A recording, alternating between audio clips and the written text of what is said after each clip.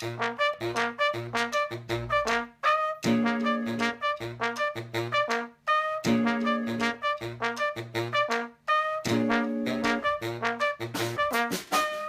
you're listening to Do Yourself A Favour, the podcast about learning from experience and the things we do to make our lives easier. My name's Tim Sisney from Make Work Work Better, and each episode I'll be talking to my guests about their epiphanies, their inspirations, and the magic of their workflow. And I'm here this week with Beth Collier. Hello, Beth. Hello, how are you? I'm very good, and I'm very excited about this because we've tried to be organising this for a while. It's actually happened, and I'm really pleased. Oh, good. Me too. Excellent. Would you like to tell everybody a little bit about yourself? Sure. So my name's Beth Collier, and I help people improve their communication, creativity, and leadership skills. And I started my career working in film and television production in Los Angeles, and then I spent a decade working in financial services here in London before starting my own company. And now I help people through strategic communication work, advice, one-on-one coaching with their communication, and team workshops on everything from storytelling and creativity to improving business writing and leadership. Yeah, and you also have one of my favorite newsletters. Oh, thank you. Yes, I write Curious Minds, which is a newsletter I do on Substack every week, where I follow stories that I am curious about, most with the intention of merging business, creativity, and pop culture, because those are all things that I love to research and read and share. I'll put a link in the show notes, but if you don't follow it already, then you should follow it, because it's one of the newsletters that I always read when it arrives, as opposed to going, oh, I'll read that later. So, oh, that's lovely feedback. Thank you, Tim. That's a nice compliment. Well, you always find such fascinating stories, I think, is the thing that I like. And there's always something, I guess not always, but certainly more recently, it feels like you've been digging more into the real story behind the thing we think we know. I do like those stories where we get pretty comfortable with the one we've been told and really digging into it. And some of that actually is involved.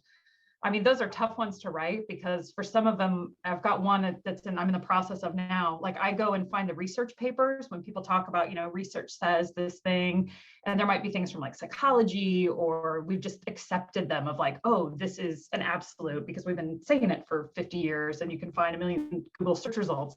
But it's really interesting when you dig into an actual research paper and you see what assumptions and decisions have been made based on the actual experiments that were done. Like, it's just, there are some that I shake my head, and I have a friend who is actually a neuroscientist. And so I have brought him in sometimes to go, okay, this is a language that you speak more fluently than I do.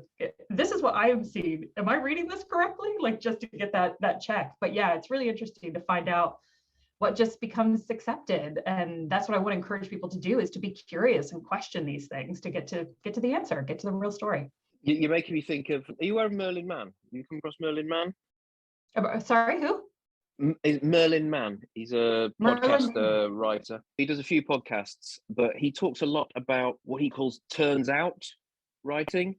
Yeah. That sort of kind of contrarian kind of, well, that thing that you've always thought, turns out the opposite is true.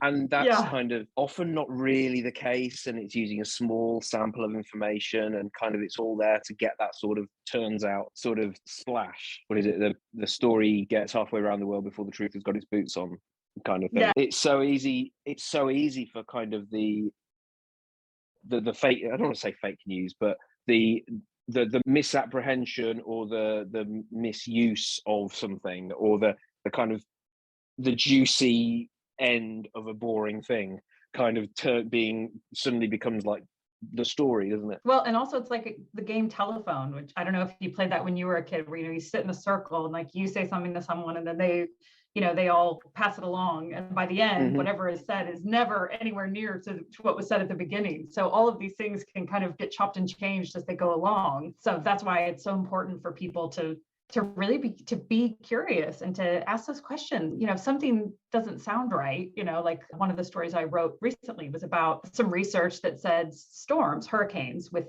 feminine names kill more people than masculine names. And I thought, well, like, really?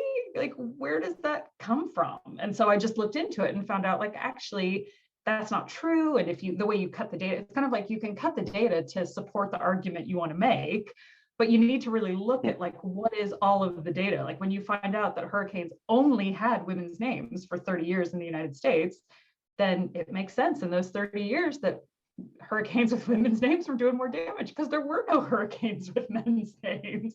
But, people leave out those little bits of the story. So then, if this is the argument you want to make, people will look for the information that supports that argument. So. Okay, you ready to get into this then? I am ready. Let's go for it. Okay, fantastic. So, same 5 questions we always ask. And the first question is always, what's something that you wish you'd learned sooner? So one of the things I think I wish I'd learned sooner I wish I had learned that internal communication, or what is sometimes referred to as employee communication, like the career around that. Because when I was in school, I was very set on I was going to be a lawyer, but I was interested in journalism as well. And so writing was really important to me. But I didn't really know all of the kind of career paths that there could be in communication, in particular, like working with employee communication, which that's what I ended up building my career in. That's what I really liked. And there are a lot of people they talk about journalism and being press officers, or, maybe doing PR and that sort of thing. But I really enjoy the taking strategy and working with execs and senior leaders and helping them distill that into messages and ideas that they can communicate with everybody, and looking at ways to talk about what you're doing. Why is your company a great company to work for? How are you going to develop people? What are you going to do in terms of your values to actually make it more than words on a piece of paper? And I didn't know about employee communications or internal communications when I was in school. It wasn't until about nearly 5 years into my career when I saw a job, communication advisor, and I read the description and thought, oh, I could do those things. I like those things. So I wish I'd known that a little bit earlier, but it's worked out all right for me. I mean, I was able to do that in New Zealand and in London as well, and to continue to do it now. But yes, I would have liked to have learned about that a little bit earlier. Do you think it's something that has increased? Do you think there would have been an opportunity to learn it earlier? Or do you think actually what's happened is over time, companies have realized the importance of it and it's become a thing? Yeah, I think it's a bit of both. Like, I think there was something there before. I mean, when I laugh because when I would tell people I was going to be a lawyer, like people would tend to just leave the conversation there. Like people in their mind, I mean, there are all kinds of lawyers, but people have an idea what a lawyer is. If you say you're going to be like a firefighter or a police officer or a teacher, like we know what those things are, or at least we have an idea of it. Whereas if I say I want to work in communication, I mean, I still get that today where people are like, well, what does that mean? And also people will interpret it as like, well, why would anyone need help with that? Because, we all talk, and really limiting like what communication is like.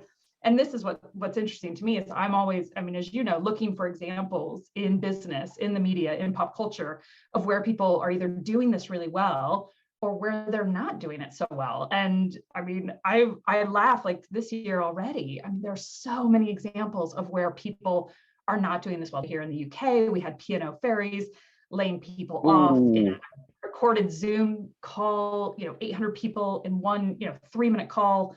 Your job is gone, the end. And I've been writing about this for a long time, about how to do redundancies with respect, and how this is a chance for companies to actually demonstrate their values, to actually demonstrate they care about people, but they've got to put effort into it. And there are companies who have done it well. I mean, it's never a good message to tell someone they don't have a job, but there are some that have done it so poorly. And so that's the thing. I think as this comes out, people are understanding, and particularly out of the pandemic, that there is more need to communicate with people, that we have to tell people. It's not just telling them once, you have to tell them multiple times, because we're getting so much information.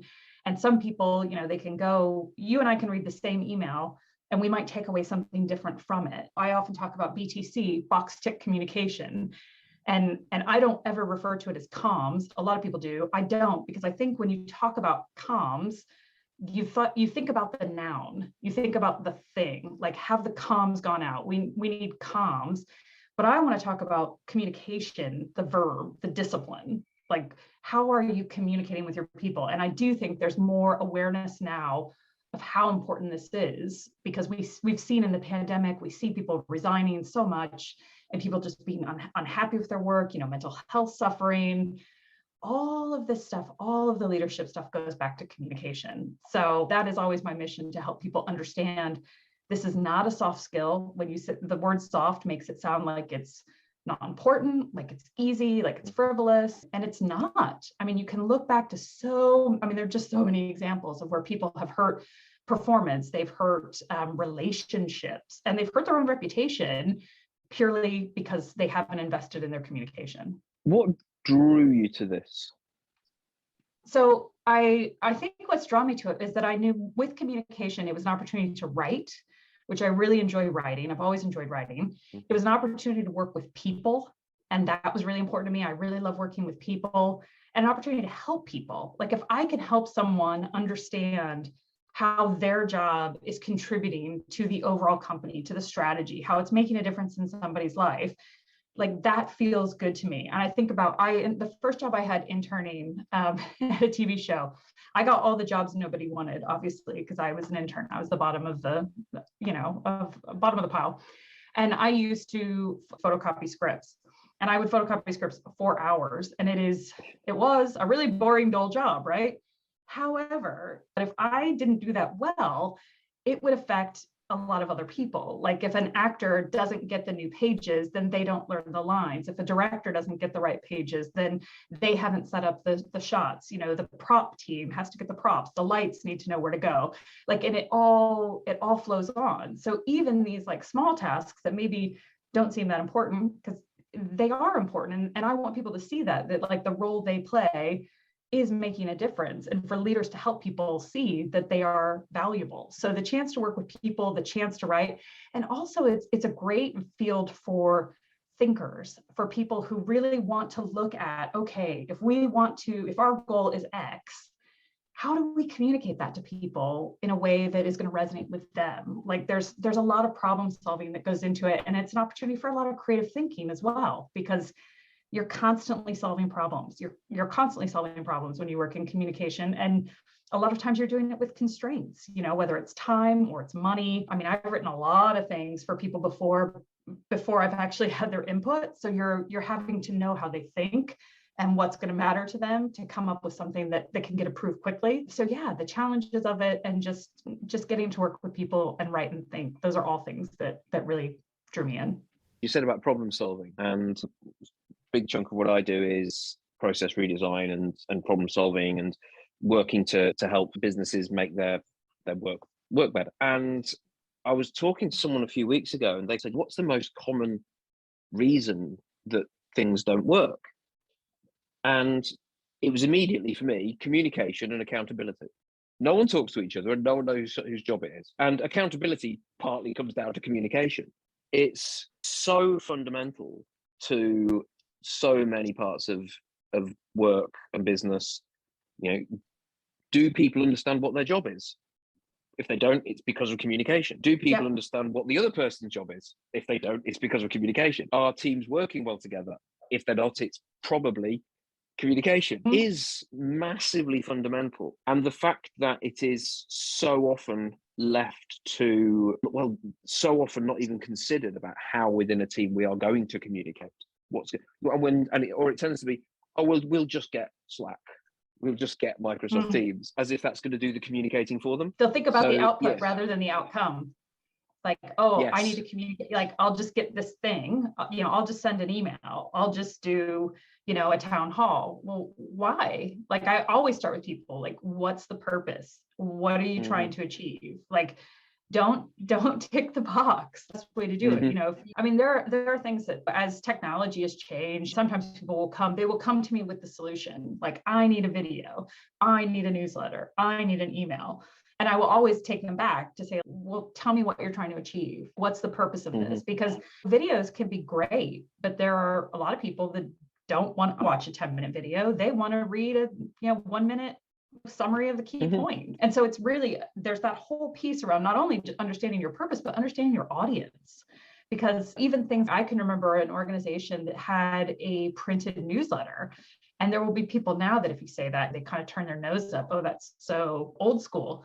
But for some people, that is the best way to communicate, because maybe their office environment is one where they have a break room and people sit around and read the newsletter. Maybe they've worked together for 20 years and like, hey, Joe and I have lunch every day and I know Sam's kids, and the community feel and they get excited to see their picture in the newsletter. They take it home to their kids and their families. So you've got to understand that audience. Don't be a snob about these things and think it has to be one way or another. Understand your audience and then communicate in the way that's right for them. It's not about what you want to do. It's about your audience. No. And I suppose that comes back to the idea of if somebody isn't understanding your communication, then that's not their fault. You know, saying, yeah, your job is to make it as simple as possible. Like I say, you want to write emails that make and reports and anything else. You want people to feel smart, not stupid, whoever you're writing them to. You don't want people reading your stuff going, wait, I don't understand, or I'm not sure. You want to be clear. I was laughing. There was a picture I saw the other day of someone who said he went to a coffee place and they asked him his name and he said Mark with a C, and the coffee cup was spelled C-A-R-K. So, you know, Mark with a C, like, you know, you think like, okay, I get your name. I mean, so it's all these things that you like this, and we laugh about these things, but because you think like, well, I understand what Mark meant, but somebody else didn't. And so it's always, that's always the challenge of communication is, you know, it's about what your audience hears, not what you say. And so you need to make it simple. It's not about talking to people like they're idiots. It's just make it easy. Life is hard enough. We got enough things to read and do and focus on. Don't make people use all of their energy trying to decipher what you mean. There's a lot in there. I'm going to have to sit with that for a little bit. So what was a formative text in you getting to here? Was there a book or something that made you that changed the direction of where you're going? And you said you started to want to be a lawyer, you went into anything communication. Was there something that you read or saw or heard that made you go, oh, that's changed things for me? I've got a different outlook on what I want to be, what I think about things now. Well, the biggest change I think happened for me when I had the opportunity to go to Los Angeles to work in film and TV. And that was an internship that I was able to do through my university. And when I did that, it had always been a dream of mine to live in California. And then when I did that, I was like, oh, now I've done this. Maybe I want to pursue this instead of law school. Like maybe I love the entertainment industry. I love pop culture. But then I came and studied in London. I'd already kind of lined this up that I was going to do a semester abroad. And when I came to London, I traveled around Europe and, kind of thought, okay, now I've traveled Europe. But then I thought about other places in the world I wanted to travel. And I had the opportunity to do a job that would allow me to travel around the world when I graduated. So I joke, I took the lowest paying job that I was offered, but the most exciting in terms of I got a chance to see the world. And, I thought I would do it for a short period of time. I mean, I got to go not just over, North America, but I got to, go around the Caribbean islands. I got to go to Europe. I got to go to Asia, Australia. And when I did that, I thought I want to live abroad again, because for an American, it's really difficult to live abroad. We don't have the same ease of moving Commonwealth countries or the overseas experience concept that some people have. It's just not a thing in the US. And so it was really difficult to live in another country. And I thought if I could live in another country one more time, wouldn't that be great? And then I'll come back and I'll be in America for the rest of my life. And I moved to New Zealand. And that's when I started working really focused on communication, but then just found my curiosity kept me wanting to learn more. So as soon as one place was crossed off the list, I was like, oh, I just met someone who told me about this other place that I might want to visit. And thinking about how could it will never end, Tim. It will never end. Even places now, I can think, oh my gosh, I haven't been there since 1995. I wonder what that's like now. So, that curiosity was always with me. And I think it's interesting to come back full circle doing these things around communication. That was always something I was interested in. And to be in London now, working here and having a life here, I do say it's been a very long 1 year away that I planned, because that was back in 2004 when I left. So, but yeah, it was it was, seeing something new in LA and then traveling. And that's just opened.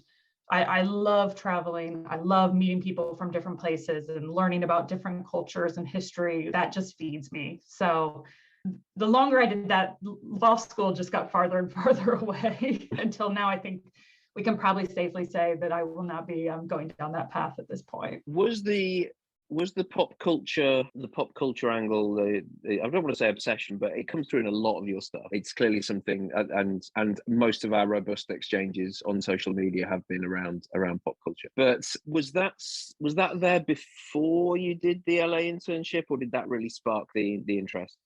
Oh yeah, I grew up loving film and TV, going to the movies with my dad, really seeing TV obviously grow from, we had cable TV with, I think it was 28 channels when I was a kid. And then obviously I wanted to work for NBC because NBC had all the best shows. And then when I did work for NBC, I thought this is like the greatest thing in the world.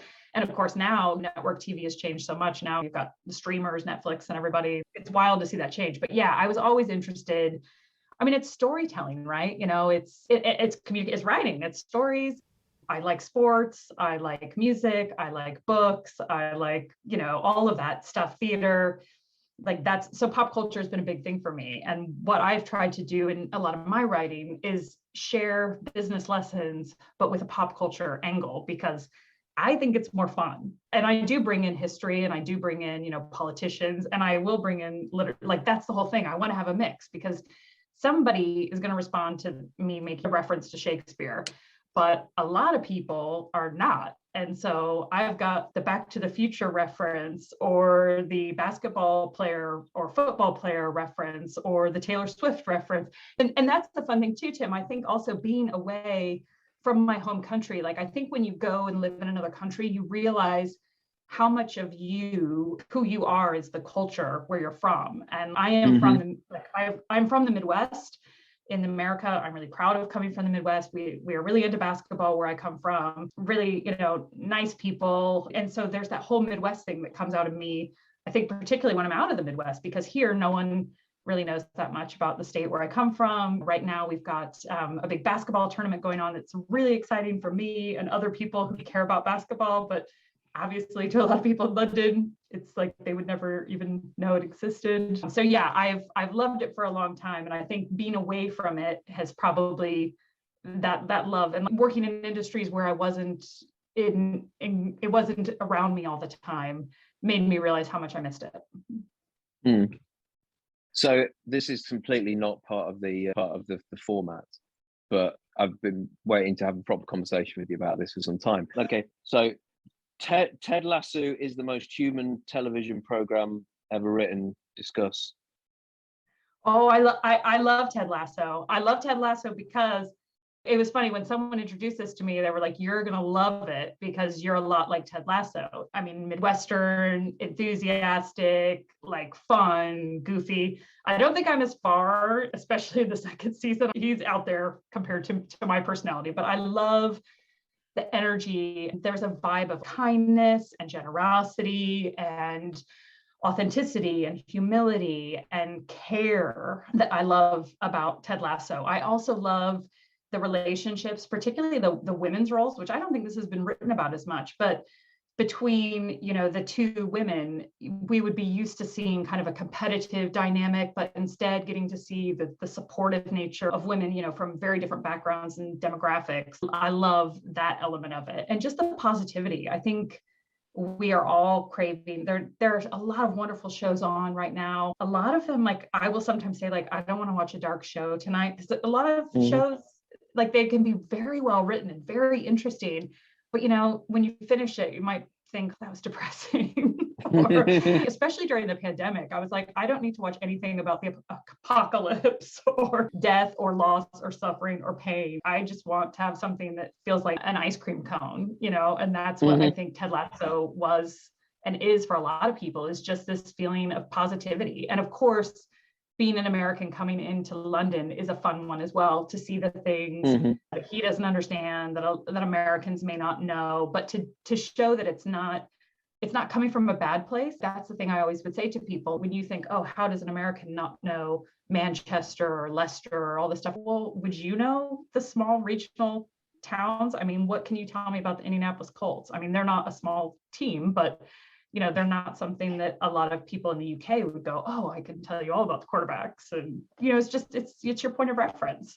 So yeah, I love Ted Lasso. What do you think? Well, I'm a huge fan. What I think is really different about it, only because I think you're right. It's got that sort of positivity and energy, but it doesn't feel sickly sweet. There's an edge to it, but I mean, I said human when I described it earlier, because I think one of the things about it is I don't think I have worried about a character on a TV show ever as much as I worried about Nate in season 2.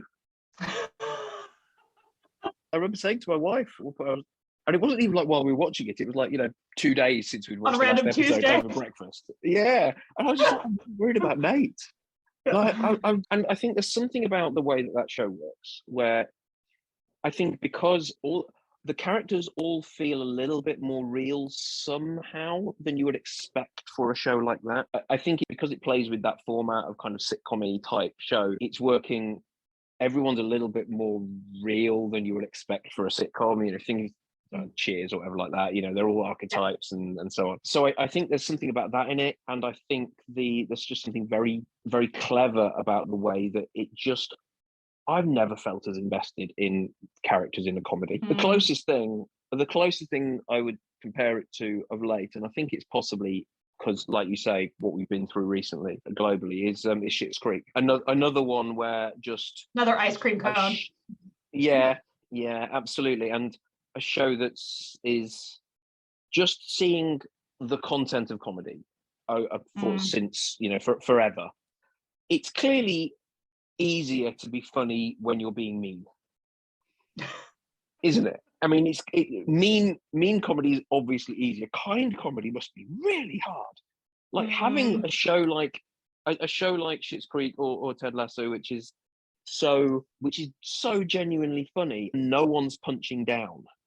That must be so difficult to do. Yeah, you don't have to lose for me to win. It's kind of a nice proposition that way. That there can be funniness, but you can still like these characters, and they're also bringing up issues in a way that maybe we aren't used to seeing on a comedy. What Ted Lasso, the whole mental health storyline that it's had, that's bringing awareness. You're kind of giving people their medicine and they don't realize it, to know that, hey, this guy who seems like everything is good in his life and he's, joyful and he's optimistic, he's still struggling with things. And how do you support someone in that situation? I feel like the mental health conversation is one that's more relevant than ever.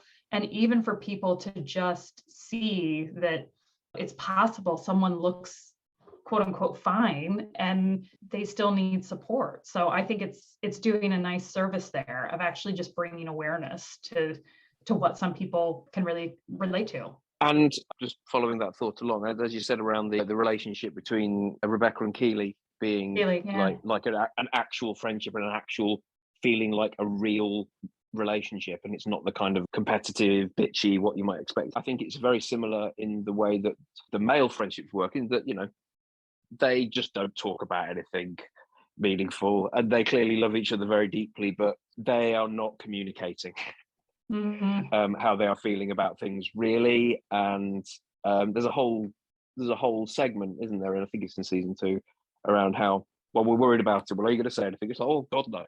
It's because that's not what we do. It's not what men do. And that, and in the same way that's, and I think what you would see in a more, I guess, normal or straightforward, especially sitcom, is you would have those two characters having a deep and meaningful conversation, which would probably be punctuated by either sitting in a bar or there being some kind of but that doesn't happen as often as it should. And I think it feels far more real and far more relatable to just see these men who are all struggling in their own way, who are completely unable to voice their feelings in various hilarious ways. It's interesting you pick that up, Tim, because I think from some of the reports I've read about men and men's mental health and suicide rates of men and all of this stuff, I think it's also bringing a conversation and awareness about how some people might be feeling. And you're right, like in sitcoms, like it reminds me, like what you're saying, I just started thinking of when I can remember the very special episode of where there would be sitcoms. I don't know if you remember this, where they would tackle like an issue, on a very special episode. It was like somebody had drugs or somebody was alcoholism or child abuse, or so. It was like today on a very special whatever. And they are bringing in issues, but just making it part of an ongoing conversation. So I'm very curious to see what they do with it this season and beyond, depending on how long they go, where the story is going to go, what's going to happen to Nate. So I've never been so worried about a TV character in my life. But, I do feel for the actor. Yeah, I'm sure like he was probably getting a lot of love season 1, and season 2 he's probably, particularly now you've gone full bad guy. So yeah, full grey-haired bad guy. He's gone proper Leyland Palmer, hasn't he? But okay, tangents. We'll close. Let's move on. So second half of the podcast about your workflow and your life and the things that make your life easier and so on. So I was just wondering, what is something that you absolutely cannot live without? Like, what's your thing that, like, every day, absolutely, it's front and center of your work? Yeah, so it's probably my news feed, Tim. I read a lot, and I read a lot of different news. So I have subscriptions to a lot of newspapers, both like US and UK, because those are kind of my two biggest areas of interest, obviously, where I'm from and where I live, and where my clients are as well. But then I also have some publications I subscribe to. I have a news feed that aggregates I get a lot of different kind of sites. So from the Wall Street Journal to BuzzFeed, because I'm always on the lookout for things that will be interesting. And because I also write about creativity too. So I'm looking for, how did that person make a shot? Like, oh my gosh, look at the passing game. They are doing this in a creative way. Nobody else in the NBA is doing this. So I'm looking for sports and music and politics and literature and all of that. So I read every day. Yeah, I did do a detox for a few days as a challenge. I thought, wow, it really shows your age. When, like, as a child, I remember having to do a competition where we didn't watch TV for a few days in school. Like that was, and we got ice cream if we could go like 3 days without watching TV. And here I am as an adult going, okay, I'm not going to read any news, because sometimes, I mean, that's the problem, is I am mining for gems. I'm mining for some little anecdote or story that I'm like, ooh, I can run with that. But if you read a lot of news is depressing. A lot of news is, particularly the last 2 years, death, war, COVID. So it's hard to be into this from my work and my interest, but then also to stay positive when you're like, oh my gosh, this is really negative stuff I'm absorbing every day.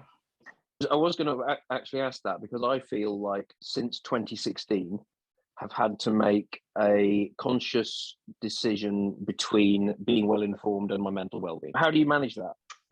It's different on different days. I mean, I have thought about like actually trying to give myself a time limit. The problem is I never know when I'm going to find something. If I went on, say, Twitter, and I didn't find anything that was useful, then I could go, well, I'm not going to go to Twitter anymore.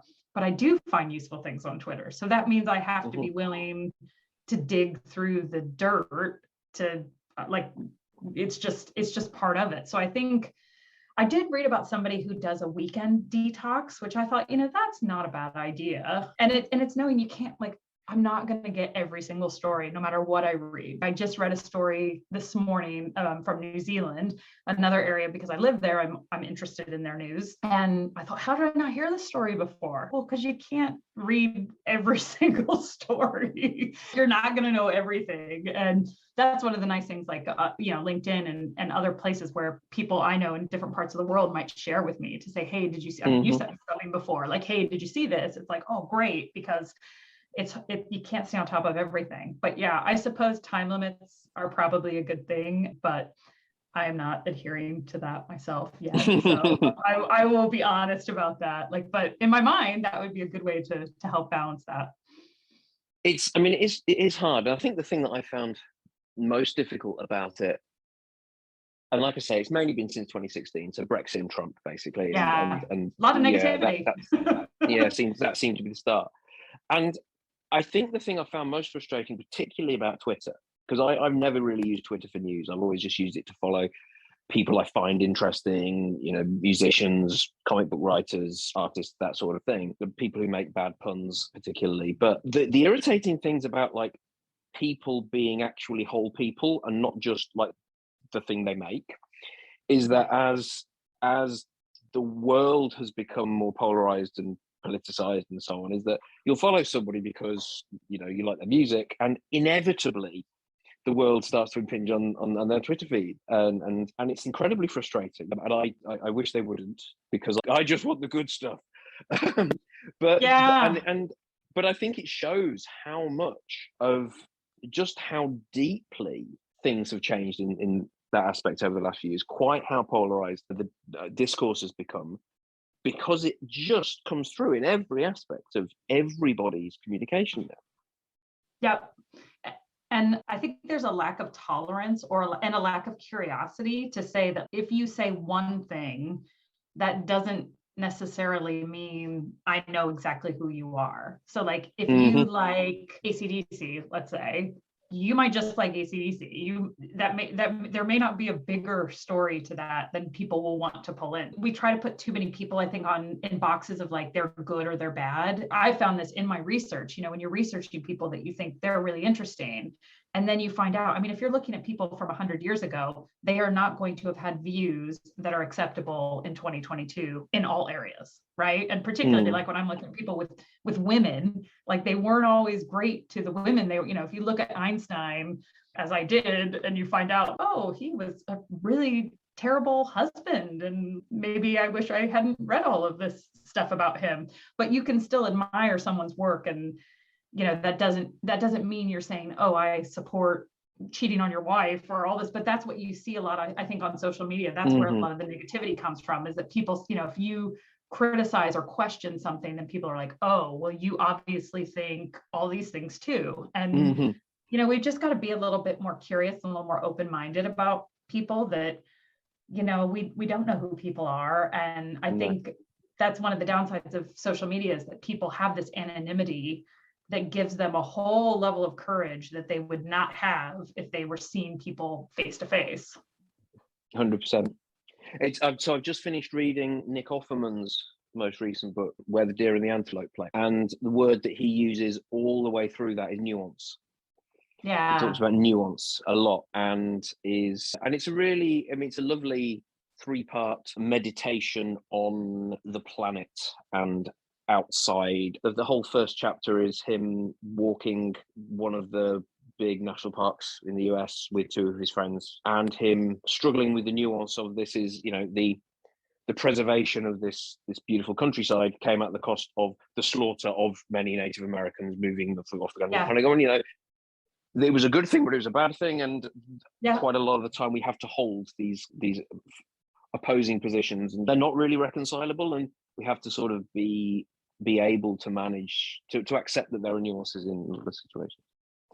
Yes, absolutely. Yeah. And I think it's having more patience, more grace, more kindness toward everybody, to know that you can say anything, and we're living in outraged times. If I said, Tim, do you want to have a cup of tea? Someone would be like, well, why do you like tea? Do you know how tea is made? Or what's wrong with coffee? Why don't you like coffee? I mean, like, people can go, can really respond about things. If I said, we're living in an interesting time frame, but you're right, nuance is something that gets lost in a lot of those discussions. When you were talking about Einstein and the things you discovered about him, was the story about the man who invented cornflakes one of yours? Or no, but I have not written about that, but I know about it, but no, I've not written about it. I somehow ended up on the Wikipedia page, Dr. Kellogg's Wikipedia page. If you read, so am I right in thinking like it was something like he was part of a anti-masturbation sort of? Yep. It was his whole deal, wasn't it? Like, yes. Yeah, like making these bland cereals, and there's some oddities there. A lot of those in those old food. I did write about Pringles, about the man behind both the container and the actual chip, and I've never looked at Pringles the same when I found out how few potatoes actually go into those. But that's how Pringles, that's why you find them everywhere around the world, because there's enough artificial stuff that doesn't go bad. So yeah, sorry, I've ruined Pringles and maraschino cherries. I have written about those. Yes, no, that was a good one, and yeah, I don't look at those things spoiled. the same anymore. No. So yeah, no spoilers, because everyone has to go and check this out on your Substack.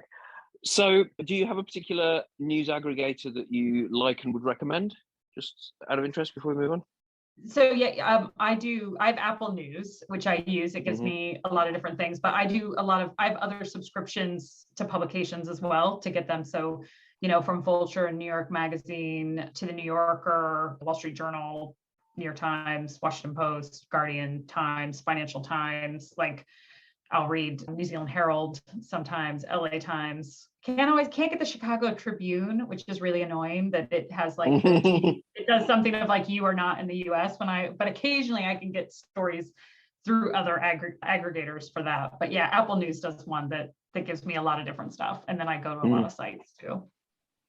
I still yearn sometimes for the days of RSS feeds where you could sign up to a site's RSS feed and then it would all just come into a nice reader. Yeah. And then Google killed Google Reader and just people stopped doing RSS. It was so nice and easy, and there weren't ads everywhere. My tech. You're revealing your age on that. Yeah. Like, I still like a good old printed publication, which, you don't find as many. I mean, you can obviously still find papers, but like I remember the first time I had a magazine on my iPad, I was like, oh, this is cool. But I still I went full circle from like when the Kindle came out, I was all about the Kindle. And now I'm back to books. I like a physical book. I like writing in a book and marking up. When it's mine, I can do that. Obviously I wouldn't do that to someone else's book, but when it's my copy, I like having a physical book. So yeah, I'm sad that there will be fewer and fewer. Entertainment Weekly was a publication I loved. It was actually for pop culture, but also it was great writing. So a lot of great writers started, worked at Entertainment Weekly, and they just recently announced they're not going to do. Not only are they no longer weekly, they went to monthly, which is a pretty big jump to go from weekly to monthly, but now they're not doing a printed publication anymore. So that's the times they are changing.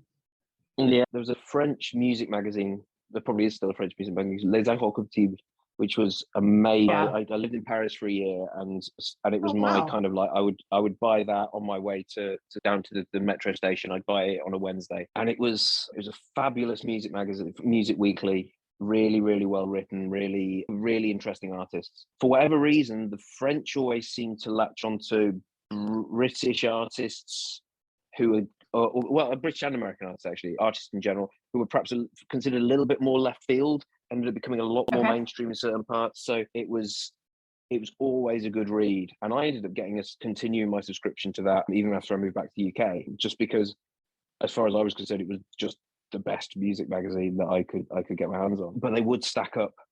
That'd be the whole thing. It just pop it down, then you might read a couple of things, you pop it down, and then the next one will come in, and I ended up with the stacks got bigger. Giant stack of it, yeah. Yeah, huge stack of them, and then eventually you're gonna it'd rain, and then you spend a day just pouring through them all. So, what was the last thing you bought or acquired? The last shiny thing, the last thing that you got where you were like, oh yeah, this is pretty cool. I'm pretty happy with this. Yeah, so a couple of months ago, I decided to change my work setup just because I've been doing so many workshops virtually, as I'm sure you have too. And I bought 2 giant monitors. And when I opened them up, I thought, oh, they're too big. I'm going to send them back. It's too big. But I have adapted to them quite well now. And it's pretty wonderful. Like, I'm kind of feeling like I've got my little stock exchange, particularly like when I'm writing. I might have a lot of windows open where I'm researching, and having enough monitor space where I can actually put this reference material, another reference material, and I can have a lot of things up at once. And it's also great for workshops to have, because I use an app to stream when I'm doing a presentation. And then I can have Zoom, and I can have a Slido. I can have lots of things open and see them all in front of me, as opposed to like going to my laptop, going to my iPad. It's all in front of me. So new monitors, which again, does not sound like a very exciting purchase to make, but that's the most recent exciting purchase that I have to tell you about, Tim. Game changer though, but the thing that sprung to mind, and it's fairly niche, but I'm thinking of Hugh Jackman in that awful Swordfish movie. Yeah, I'm either that or I'm like a 13-year-old gamer, like when you're looking at all these laptops and it's like perfect for gaming. I'm like, I don't really need like that functionality so much, but but if a 13-year-old gamer wanted to come by, they might be able to play on these screens, I guess. I don't know. Excellent. The other thing I wanted to ask about is so you started doing more videos recently, and you use a really interesting bit of software for doing those, which is very difficult to say. Oh, it's just, I think they gave it this name so you could feel silly when you're saying it. It's called and your listeners won't be able to see, but one of the things that's fun about it is you can put a background up with a green screen, and then you can have, instead of your slides kind of taking up the majority of your screen, which they would with Zoom or Teams, this allows you to kind of just have a snapshot, like a newsreader, like, a newsreader, like doing the news, it comes up in the corner. So yeah, I really like that because it just allows, when you think about, I don't know why they haven't changed this with a lot of the presenting software. Like when you're presenting, you don't want people looking at just your slides. Like if you're talking, you want people to look at you and for you to be able to look at them and engage. So yeah, it's one I like to use. It's got features. I don't use all of the fun features that it has. You can put yourself in, different colors, red or green or purple. I'm not sure how important this is for a lot of business purposes like that I'm doing, but it's an option with it. But yeah, it just just a point of difference, something that's to make things a little more fun and engaging. I looked into it, and the thing that I found really interesting, like a potential opportunity, is you can kind of joint present with somebody else. So pull another presenter in as well. That sounds an interesting. Have you tried that yet? I've not tried that yet, but I have talked to quite a few people about. I should maybe be getting a job for them, but I haven't had the opportunity to test it out with someone yet. But I'd be curious to see how it works. That whole idea of you put the slides up and you're sort of relegated to a thing in the corner. If I'm doing a workshop, it's got to at least be mainly about me, if not all about me. And I don't like being relegated to a small rectangle in the corner of the screen. It's not right. Well, and it also encourages people to fill up their slides with text, which is a terrible idea if you are presenting. If you're actually talking, to an audience, you don't want them having to decide if they're going to have to listen to you or read your slides. So yeah, I think the slides should be supporting what you are actually saying. But that's another communication discussion for another time. So last question, Beth. Yes. I would like you to complete the following sentence. Do yourself a favor and follow your curiosity. Because when you follow your curiosity, you will learn new things. And it's fun to learn new things and to be challenged. And then you can come up with weird little anecdotes that you can share with other people. And they might like them too. So yeah, I always encourage people to follow their curiosity. Fantastic. Thank you so much, Beth. This has been thank you. It's been a long time coming, and it's been so good to talk to you. I hope it's met your expectations. So yes, where can you find me? So I have my Substack, which is Beth Collier substack.com, and the Substack's called Curious Minds. So if you Google Curious Minds, Beth Collier, you'll find it that way as well. And my website, which is Beth-Collier.com. There's more than one Beth Collier, so make sure you put the hyphen in between Beth and Collier. And then on LinkedIn as well. So again, if you put in Beth Collier in communications, I should come up. But I do share a lot of information on LinkedIn about communication, creativity, pop culture, all that good stuff. So yeah, those are 3 places to find me. Fabulous. Thank you very much. And thank you everybody for listening. We'll see you next time on Do Yourself a Favour.